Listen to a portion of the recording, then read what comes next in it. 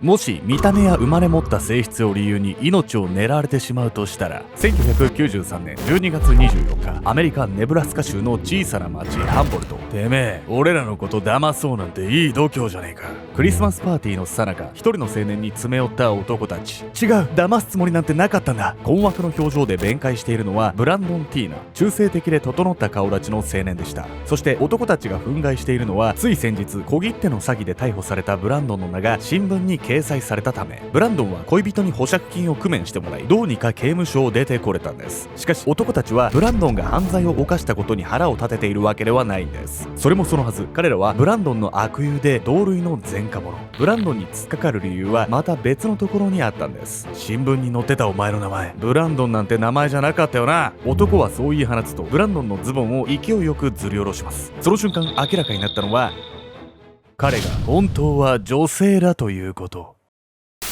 女性に生まれながら男として生きることを選んだブランドン・ティーナ。その正体が明かされた時、彼を待ち受けていた運命とは。居場所を求めさまよい続けた先にあったのは、彼の個性を嘲笑う理不尽な死だったんです。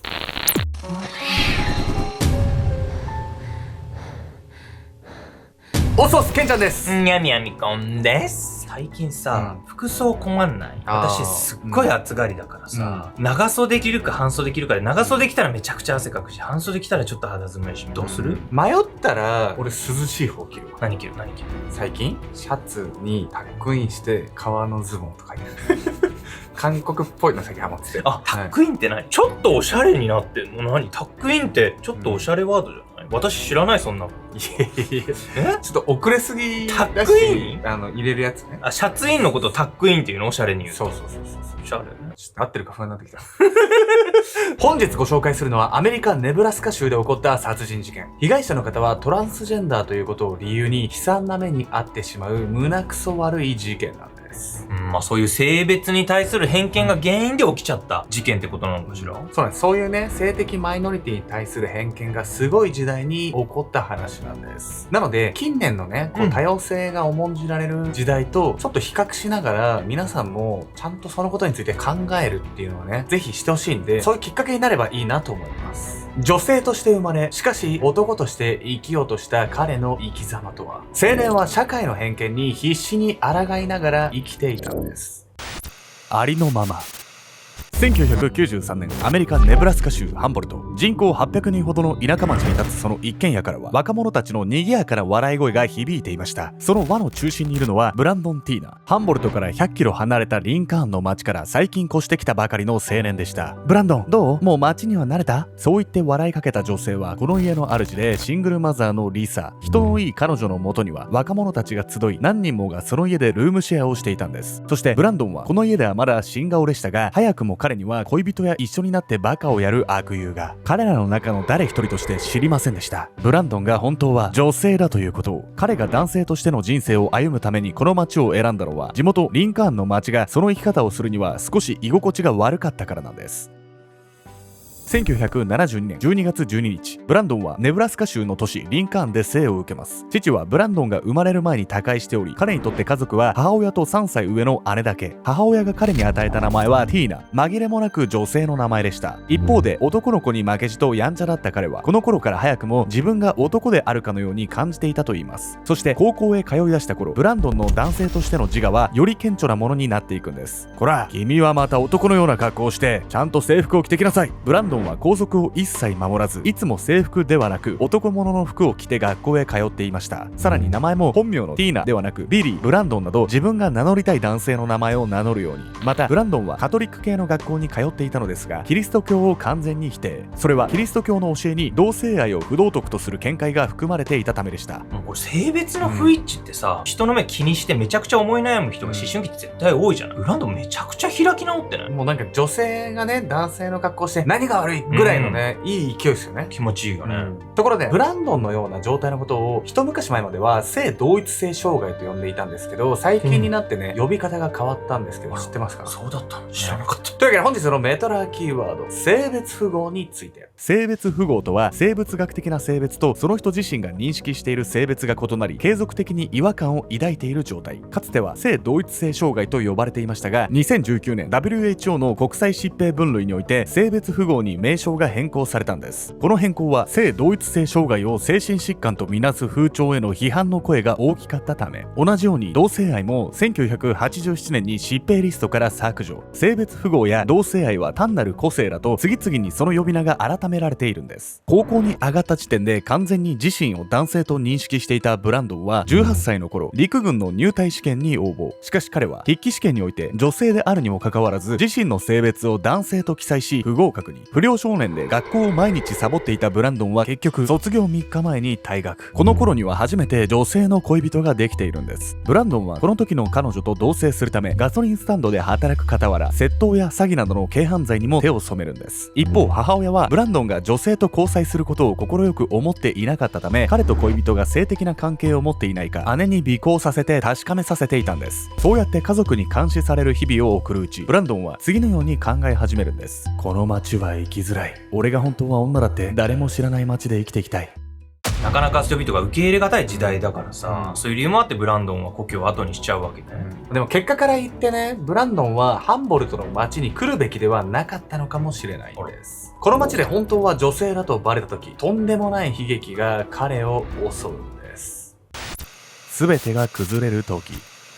ハンボルトへ来て以来、ブランドンには恋人のラナ、そしてロッター、ニッセンという前科者の悪友ができました。4人はシェアハウスに頻繁に出入りし、和気あいあいと日々を送っていたのですが、ある事件をきっかけにその関係が一変してしまうんです。1993年12月19日、ブランドンの恋人ラナはその日、ハンボルトの刑務所へ向かっていました。もう、ブランドンたらあんまり無茶しすぎないでよ。この日、ブランドンは小切手の詐欺で逮捕。ラナは父親に頼んで保釈金を用意してもらい、彼を迎えに行こうとしていたんです。そして刑務所へ着いたその時、ラナは思わず言葉を失いました。それはブランドンが女性専用の棒に入れられていたから。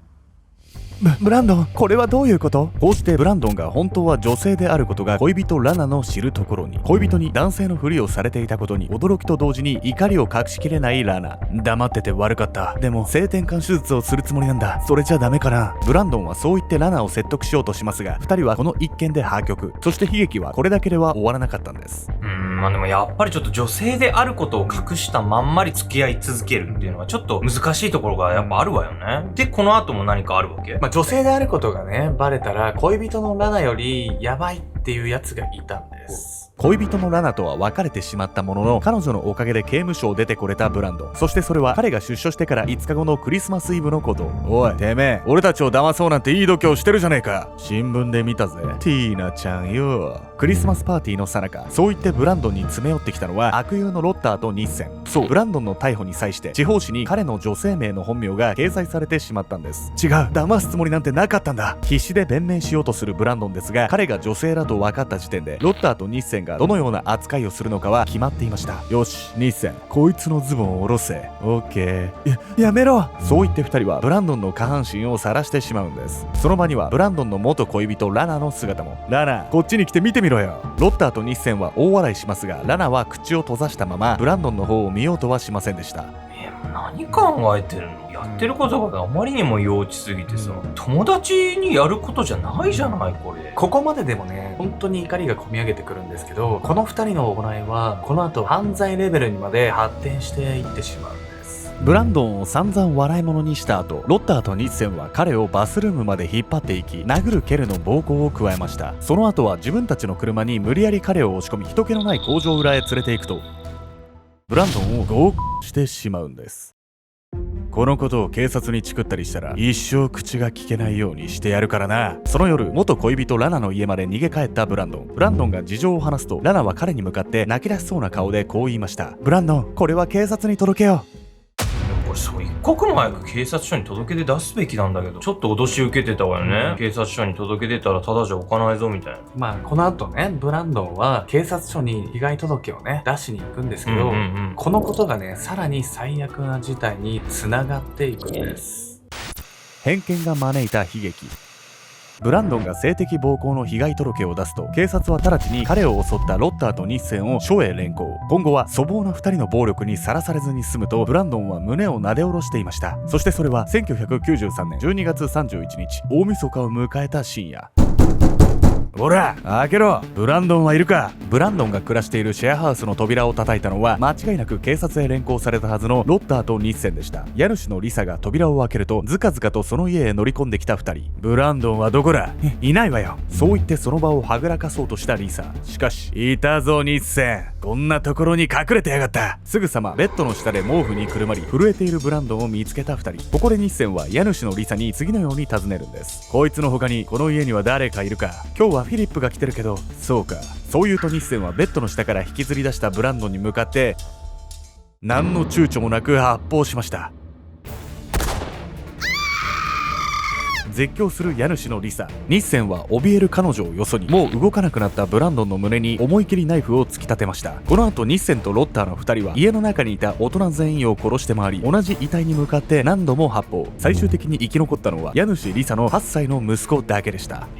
ひどすぎない？これって要はさ、ブランドンが警察署に届け出出したから、その腹いせでルームメイトまで殺しちゃったってことでしょ？そういうことです。はむしろね、警察なんかをね、当てにしちゃったことが間違いなんですよ。それはブランドンが警察署へ被害届を出しに行ったクリスマスの日のこと。おお、君は本当は女性なのか。警察は性的暴行を加えられたというブランドンの話に興味津々。その態度に彼はそこはかとない違和感を覚えていた。で、君はなんで男のような格好をしてるんだ。質問の意図がわからず眉を潜めたブランドン。しかしその後も警察のよくわからない質問は続いた。なぜ女性なのに女の子と付き合ってるんだ。ブランドンの顔を覗き込むようにして聞く必要もないことを次々に尋ねる警察。それらの質問はまだ序の口で、警察はブランドンが犯人の男2人にどこを触られたのか、何をされたのかと根掘り葉掘り聞き出そうとする。この警官、俺が本当は女だからってバカにしてやがるな。頭にきたブランドンはそれ以降ついに口を開くことはなかった。その後、警察は犯人のロッターとニッセンを署へ連行し、事情聴取を行いましたが、その際の対応は職務怠慢と言われても仕方がないもの。あのブランドンとかいう子は、俺が男だからか嫌がって何も話してくれなかった。あれじゃあ詳しいことはわからないな。そう言ってなんと、ブランドンに散々性的暴行を加えたロッターとニッセンを逮捕も起訴もしなかったんです。信じらんない。何？嫌がって何も答えてくれなかったって、あんたがやらしい質問ばっかするからでしょ。この警官のせいで殺されたも同然じゃないのよ。本当おっしゃる通りで、この後ね、ブランドンの遺族も警察に対してですね、黙ってはいなかったんです。ブランドンとルームメイトを殺害した後、ロッターとニッセンは近隣の川に武器を捨て隠蔽工作。しかし警察はその日のうちに2人の犯行を突き止め逮捕しました。川から回収されたナイフにはロッターの名前が彫られており、それが動かぬ証拠となったんです。裁判においてニッセンは司法取引に応じ、ロッターと共謀して殺人を犯したことを自白。1995年、終身刑の判決を下されます。一方のロッターは、ニッセンの証言を頑なに否定し、犯行を認めなかったため、1996年に死刑判決を下されることに。ただ、ネブラスカ州では2015年に死刑が廃止されたため、ロッターもその機会に終身刑へと減刑されているんです。事件後、ブランドンの母、ジョアンは、被害届が出された時点でブランドンを保護しなかった警察官とリチャードソン軍に不法死亡訴訟を提起。2001年、約9万8000ドル、日本円で約1500万円の賠償金を勝ち取っているんです。自分が女性だと知る者が誰もいない土地で男として生きる道を選んだブランドン。少し生まれる時代が違っていれば、彼が居場所を求めてさまようことも理不尽な死を迎えることもなかったのかもしれません。